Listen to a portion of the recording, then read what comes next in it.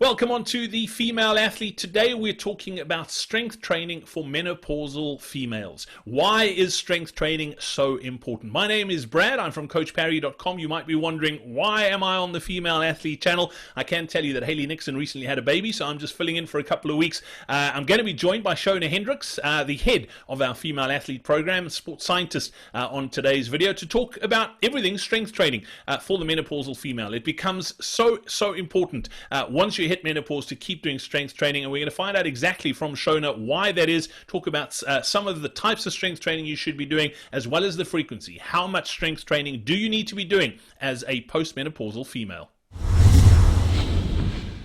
Shona, today we're talking about strength training, particularly for menopausal females, and you often talk about it as strength training in general for athletes over 50 in particular, how important it is, but for menopausal females it almost becomes a non-negotiable. Why is strength training post-menopause so important?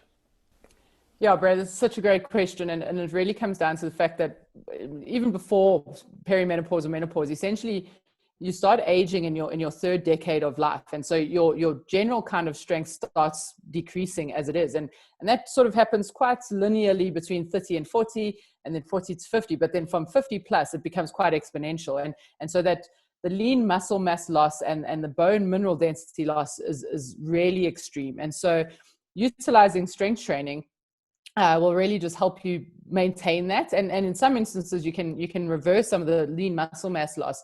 When it comes to bone mineral density, what we often find is that you have to exert certain forces on the bone for the bone to get a little bit stronger. However, in order to make that even more effective, is that force on the bone needs to be multi-directional. And so very often people will say, oh, well, I'm running, I'm not doing necessarily just cycling and swimming, which is non-weight bearing. I am putting that force on my bones, but we need that multi-directional force. And so strength training just plays such a vital role from that perspective. Then as we're going, from perimenopause into menopause, with the hormone fluctuation, eventually the loss and absolute flatline of estrogen and progesterone, it becomes even more critical to be including strength training within your week. Shona, let's talk about the type of strength training. When you talk strength training, what are you talking about? Yeah, so when we say strength training, and we ask people this, and any female, I'm sure, will tell you that strength training is important. So yes, 100% it is, but it's the type of strength training that you're doing.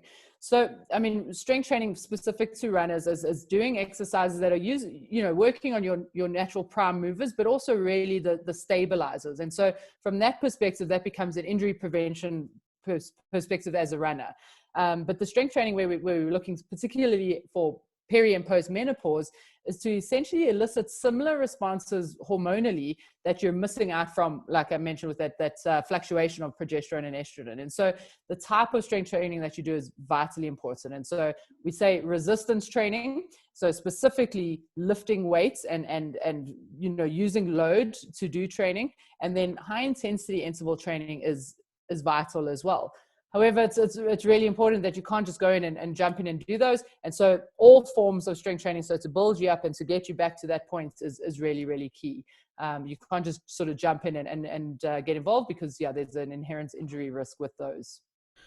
Shona, I see this question quite often in the forums on the Coach Parry training app, but also some of the webinars that we've done where people are asking things like, a cycle, is that a form of strength training? Is swimming a form of strength training? What about Pilates and yoga? What are your thoughts? Is that good enough for postmenopausal females from a strength training perspective? I think those forms of strength are excellent. So, yoga is phenomenal from a mobility perspective. Pilates does a lot for core and hamstrings and glutes. But they don't have that compounding impact on the bones. And so that's why resistance training is so important. So I'm not saying that people must stop doing those forms of exercise. They must continue doing them, but they need to complement that form of strength training with resistance training and eventually some high intensity interval training, just to really start eliciting that effect on the bones, so that the bone mineral density can improve and so can your lean muscle mass. And I know there's always going to be this resistance, excuse the pun, to the resistance training, because women want to, they're so worried about bulking up, but you really need to do very heavy resistance training combined with an extremely high protein based nutrition diet to be bulking up extremely. And because you're running, you're not going to be bulking up. You're just going to be getting stronger and looking after your bones and muscles from there. And Shona, the swimming and cycling are great. I mean, we are huge fans of cross training here at Coach Parry. So again, as you say, the Pilates and yoga, if you are swimming and cycling, don't stop it. But it's not fulfilling the purpose that we're talking about here today, if I'm correct in saying that.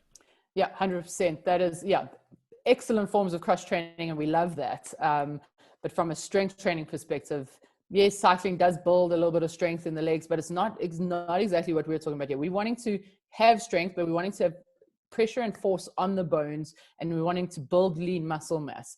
And so because cycling essentially is also an endurance activity, it's not always going to be the strength that we're looking for. So continue with your cross training for sure, but make sure that you're adding in specific strength that's going to be specific to you as a female and help you through this phase.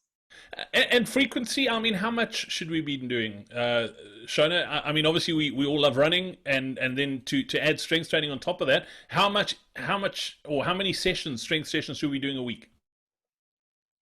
Ideally, and I know I'm going to have eyes rolling in the background, ideally I'd like to see 3 strength sessions a week, over and above your cross training and your running. I'm well aware that life happens and that people are busy, and so there is always the bargaining kind of, okay, well, if you can't get in 3, 2, 2 is better than 1 and 1 is better than none, for sure. But ideally we'd like to see 3 strength sessions, and particularly for a female over 50, as I mentioned, it just becomes a vital component because of the lean muscle mass loss and that's sort of loss within bone mineral density. And so I almost would say that you're probably better off even dropping one of your running sessions and adding in another strength session. You're going to benefit so much from that. And also eventually when you've built up that strength enough and you're getting towards a high intensity interval session, that session can be shorter. That session's 20 to 30 minutes. And so, they aren't all hour and a half long sort of sessions, and they're not all needed to be done in a gym. You can do these sort of exercises and things at home, definitely. And so you can save a little bit of time from that perspective. Yeah, Shona, and you talk about eyeballs rolling, particularly with runners. Runners love running, so when you talk about strength training, they just don't want to do it. But it's also, you've got to bear in mind that there are going to be, I'm guessing, that there are phases in your training. If you look at a year, for example, there's going to be times where you're training for a specific race. There's going to be times when you're just building your base, and your training is not going to be exactly the same all year round. So there might be a focus at one stage within a year where you may be focusing less on running, which gives you more time to focus on strength training, and vice versa. You could be in the final 12-week build to a race where you've built the strength, but you're now able to dial back slightly and focus more on the running. Am I correct in saying that? How would you go about sort of getting that balance right? You're not doing 3 sessions, strength, 4 or 5 runs every single week for 52 weeks of the year. Yeah, exactly. You'd periodize your year out in that way. So find your target race or 2 target races for the year. And, at the beginning, when you're starting to prepare for that race, that's where you'd put your strength phase of work in. So definitely maintaining a lot more strength and perhaps a little bit less running. And as you get closer to your race, that, so the strength training would sort of taper down and the running maybe would taper up in that regard. It's really, really key that you do that, because you also want the strength training to be build up so that you become strong enough that you don't get injured through that when you're increasing the loads of running. I would still almost say that for the menopausal female, that there is a little bit more of the maintenance of perhaps the higher intensity and the resistance stuff, and you start dropping some of those other aspects. But yes, definitely you'd be periodizing that across a year. And I think particularly for runners in the northern hemisphere, when winters aren't as great as down here in South Africa, that's a great time to be working on your strength, because you're not always managing to get out and go out and run in the cold or in the snow. And so perfect time to be doing some strength training at home and building up for that upcoming season. Absolutely. Shona, as always, great to catch up. Thanks for your time today. Awesome. Thanks, Brad. Good chat. Thank you so much for watching this video. Don't forget that a few months ago, Shona did an incredible webinar on menopause for the female athletes called Running Through Menopause. You can click on the link right over here and watch it. It is absolute gold. You don't want to miss out if you haven't watched that yet. And also make sure that you do subscribe to the Female Athlete YouTube channel. You can click on it over here so that you don't miss any of our upcoming videos.